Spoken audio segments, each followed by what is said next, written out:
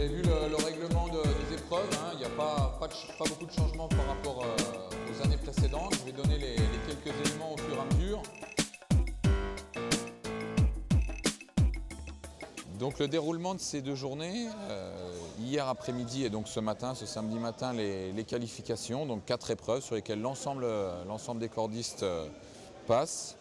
Donc des épreuves un petit peu différentes, hein. Il y a 2 épreuves chronométrées, donc avec un caractère quand même un peu sportif qui est très présent, et 2 épreuves qui ne sont pas chronométrées, où là c'est plus l'habileté, la concentration, le côté manuel qui compte. Donc à l'issue de ces qualifications, on va retenir les 8 meilleurs concurrents individuels qui s'affronteront donc cet après-midi en quart de finale, puis en demi-finale et enfin les 2 meilleurs en finale. Et on va retenir aussi les 4 meilleures équipes, donc les équipes qui ont les meilleurs cordistes, hein, puisque c'est des équipes de 3. Et donc ces 4 équipes vont s'affronter en demi-finale, puis en finale. La grande originalité aussi de ces dernières éditions, c'est de mettre en avant également le savoir-faire des cordistes dans leur travail sur corde. Il ne s'agit pas uniquement de se déplacer et de se déplacer rapidement. On a conçu des épreuves où les cordistes doivent travailler sur corde. Carotter avec évidemment une carotteuse, faire des raccords de plomberie, construire un mur, faire des raccordements électriques. Donc on associe à la fois le déplacement sur corde et les travaux de bâtiments en général réalisés à la corde. Et c'est vrai que là, bon, c'est un condensé de difficultés, de petits points à ne pas négliger. Il y a des détails sur certaines épreuves qui peuvent valoir cher, valoir beaucoup de points, valoir beaucoup de temps. Et puis il faut être complet parce qu'il y a 4 épreuves et on voit qu'un mauvais résultat sur une épreuve tout de suite fait perdre quand même beaucoup de place au classement. Donc en tout cas pour les premiers, ça demande 2 jours de grande concentration.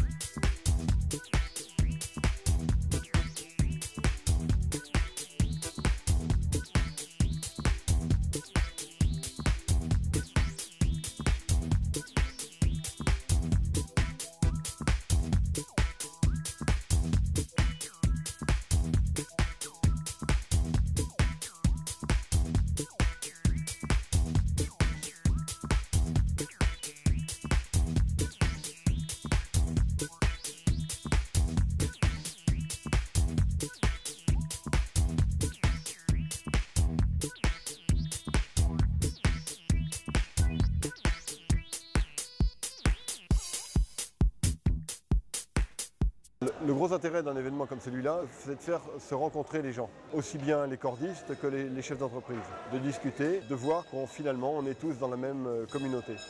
Nous avons profité de ce championnat de France pour faire l'assemblée générale de notre syndicat, ce qui fédère encore davantage toutes les entreprises et les cordistes. Je trouve ça très important de favoriser des rencontres de ce type, qu'aussi bien au niveau des techniciens ou des entreprises de pouvoir se rencontrer et d'échanger aussi bien sur les techniques ou de pouvoir voir où en est la profession et ses principaux interlocuteurs.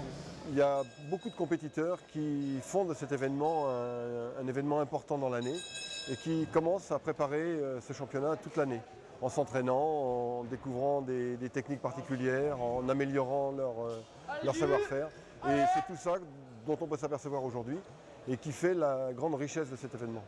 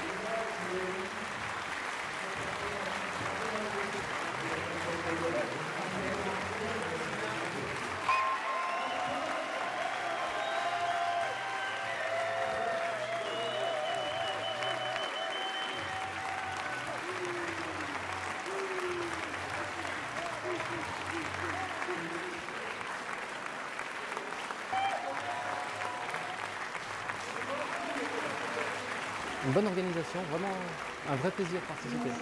Très bonnes épreuves, bonne ambiance, c'était vraiment super sympa quoi. Et des bons concurrents, c'était chaud, c'était bien. Un grand merci à tous les équipeurs parce que des idées extraordinaires, un boulot super, une organisation au top. Et un régal d'être là et vivement l'année prochaine pour remettre ça, quoi.